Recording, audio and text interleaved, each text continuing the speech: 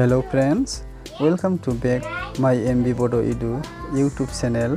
आंनि MB Bodo Edu YouTube channelaव आरोबाव फिन खनसे बयखौबो बरायनानै लानाय जाबावबाय।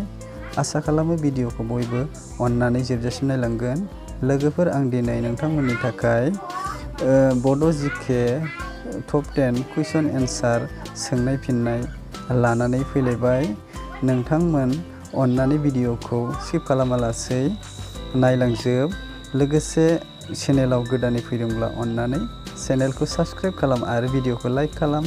लोगोसे लोगोफोरनो शेयार खालामनानै होदो। अब्ला लोगोफोर, जों दिनै मिथिनानै लादोनि बड' जिके कुइसन एन्सार सोंनाय आरो फिननायखौ। थुदो बिदिब्ला लेट्स गो स्टार्ट नाउ। आरोबाव बेफोरबायदि भिडिअ मोनबावनो थाखाय एमबी बड' इडु चेनेलखौ साबस्क्राइब खालामाखैबा साबस्क्राइब खालामनानै लादो आरो बेल आइकनखौ अलाव थुनानै लादो। गिबियावनो दङ कुइसन नम्बर 1। बर'नि सिफुङाव बेसेबां गुदुं दं? अप्शन ए मोनथाम, अप्शन बी मोनब्रै, अप्शन सी मोनबा, अप्शन डी मोनद'।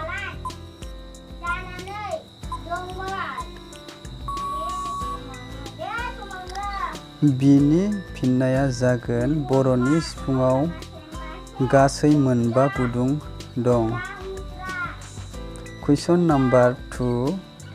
भारतारि मेथाइयाव बेसेबां देंखो दं? अप्शन ए 5, अप्शन बी 6, अप्शन सी 7, अप्शन डी 8।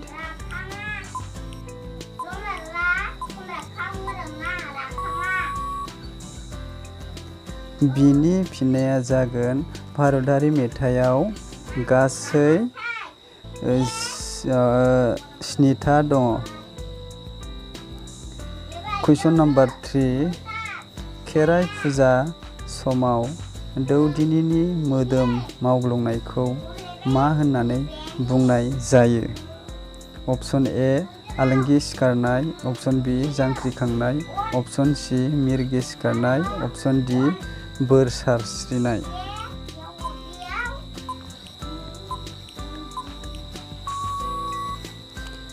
बिनि फिननाया जागोन अप्शन ए आलांगि सिखारनाय होननानै बुंनाय जायो। कुइसन नम्बर 4।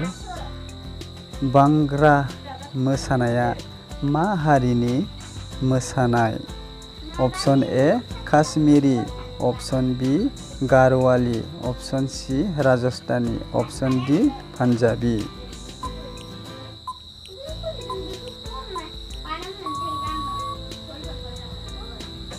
बिनि फिननाया जागोन अप्शन डी पान्जाबी।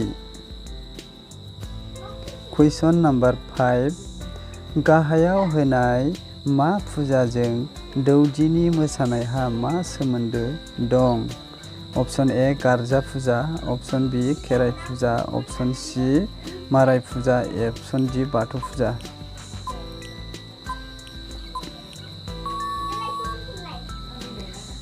बिनि फिननाया जागोन अप्शन बी खेराइ फुजाजों सोमोन्दो दं। कुइसन नम्बर 6। ग्रामफन रेकर्डआव सोर बर' जोहोलावा सिगां मेथाइ खनग्रोआमोन? Option A Sulekha Basumatary, option B Arun Narzary, option C Nileswar Brahma, option D Madaram Brahma.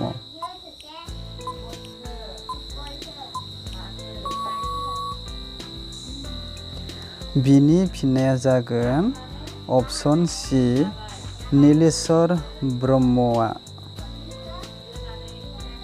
Question number 7। अस्ताद कामिनी कुमार नार्जारिया मा बान्था मोनामोन? Option A Padma Shri, option B Sahitya Akademi, option C Sangeet Natak academy, option D Jnanpith.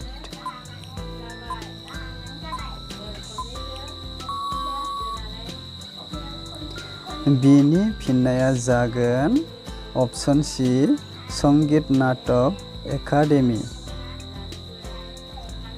Question number 8 Rupnath Brahma आरो मदराम ब्रह्मआ मा बिजाबखौ सानैजों सुजुनानै दिहुनामोन? अप्शन ए बिबार, अप्शन बि अलंबार, अप्शन सि हाथरखि हाला, अप्शन डि खन्थाइ मेथाइ।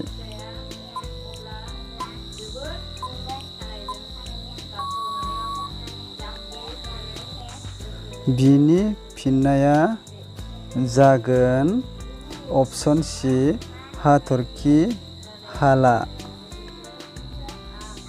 कुइसन नम्बर 9 गुरुदेव कालीचरण ब्रह्मआ साइमन कमिसनखौ माब्ला लोगो हमहैयामोन? अप्शन ए 4 जानुवारि 1928, अप्शन बि 4 जानुवारि 1929, अप्शन सि जानुवारि 1930, अप्शन डि 4 जानुवारि 1931।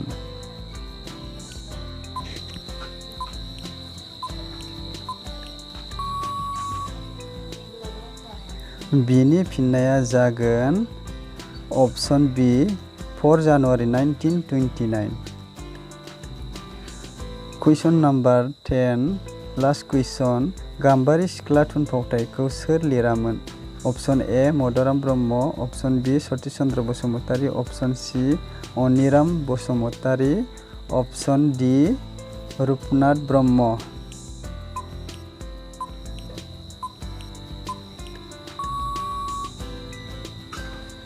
बिनि फिननाया जागोन अप्शन सि अनिराम बसुमतारीया गाम्बारि सिख्ला थुनफावथायखौ लिरदोंमोन। स' लोगोफोर दिनैनि भिडिअ'आ एसेनोसै। नोंथांमोन भिडिअ'खौ मोजां मोनदोंब्ला अन्नानै भिडिअ'खौ लाइक खालाम आरो शेयार खालामनानै हो। लोगोसे चेनेलाव गोदान फैदोंब्ला अन्नानै चेनेलखौ साबस्क्राइब खालामनानै लादो आरो बेल आइकनखौ अलाव थुनानै ला।